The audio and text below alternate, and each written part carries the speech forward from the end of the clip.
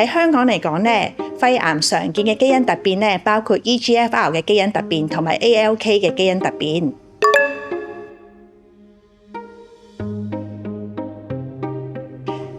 EGFR 嘅口服標靶藥咧，其實主要咧都係影響皮膚啦同埋黏膜。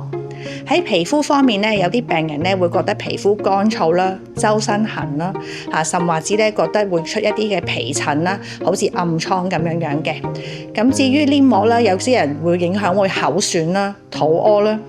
咁其實指甲咧都係皮膚嘅一部分，咁所以有啲時候咧指甲邊咧都會有啲甲溝炎嘅情況出現嘅。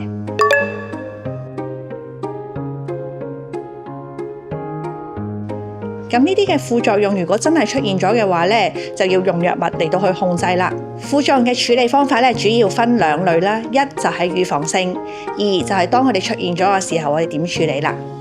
預防性嚟講，我哋盡量鼓勵病人咧減少去曬太陽啦。如果真係要外出嘅話咧，都要搽防曬啦。咁同埋醫生處方嘅藥膏咧都要用足嘅。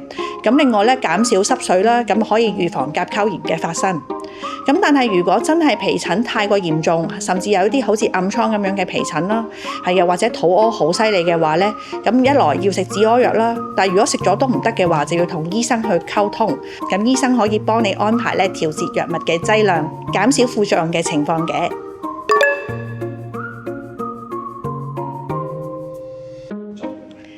其實咧 ALK 嘅口服標靶藥咧，主要嘅副作用包括倦怠啦、胃口差啦。咁有一啲嘅 ALK 嘅抑制劑有啲特別嘅副作用嘅，包括肥胖啦、高血脂啦，咁同埋有時有啲病人會有啲情緒轉變嘅。而呢啲嘅情況咧，其實病人佢自己未必知嘅，好多時候咧都係屋企人先發現嘅。咁所以咧，屋企人咧都可以留意下病人嘅身體狀況啦。如果真係發現病人有情緒改變或者性格改變咧，咁都可以同返醫生講嘅。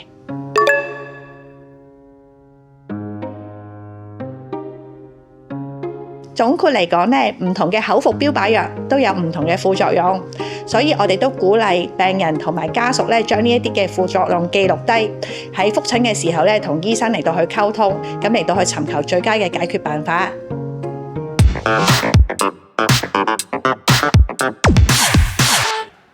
多謝醫生為我哋分享有關肺癌治療嘅資訊。除咗治療方法，肺癌復健治療對於病人重拾健康亦都非常重要。嚟緊會教大家2個簡易運動，協助病人改善肺部擴張，增加肺活量。第一個練習係腹式呼吸。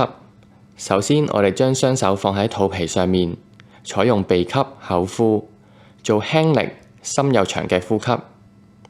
用手同肚皮去感受吸氣嘅時候腹腔嘅膨脹，呼氣嘅時候就想像好似氣球漏氣一樣，將空氣呼晒出嚟。咁就可以將空氣吸入我哋肺嘅底部橫膈膜嘅位置，充分擴張我哋嘅肺部，增強肺活量。如是者，每次做10個呼吸為一組，每日做3組。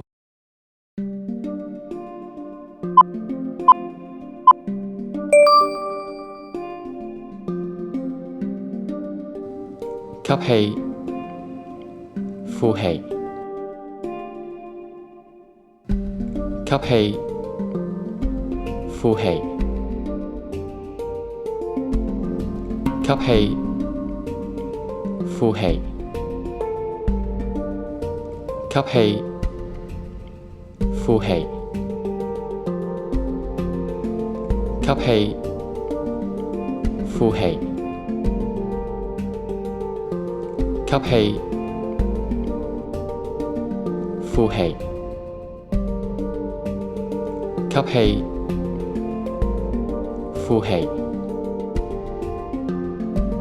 吸氣，呼氣。吸氣，呼氣。吸氣，呼氣。呢個動作完成，稍作休息，然後再到下一個動作。注意練習腹式呼吸嘅時候，如果因為過度換氣而感到暈眩或者不適，應該先暫停練習，稍作休息。第二個練習係開舒呼吸法。首先，我哋雙腳拍齊，雙手伸直放喺胸前，運用腹式呼吸嘅方法，鼻吸口呼。吸氣嘅時候，將一邊手往外往後打開；呼氣嘅時候，還原向前。下一下吸氣往另一邊打開，呼氣還原。一下向右，一下向左，交替完成。過程保持雙腳緊貼，感受胸腔、胸椎嘅擴張，咁就可以擴張我哋嘅肺部，增強肺活量。如是者，每次做10個呼吸為一組，每日做3組。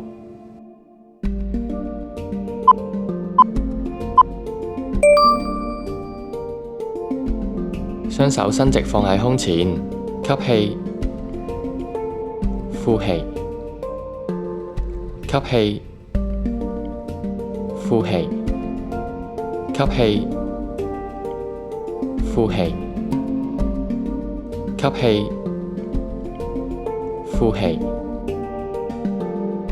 吸氣，呼氣，吸氣，呼氣，吸氣，呼氣，吸氣，呼氣，吸氣，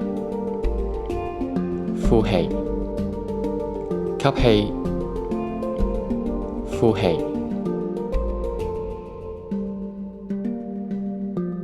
動作完成，放鬆還原。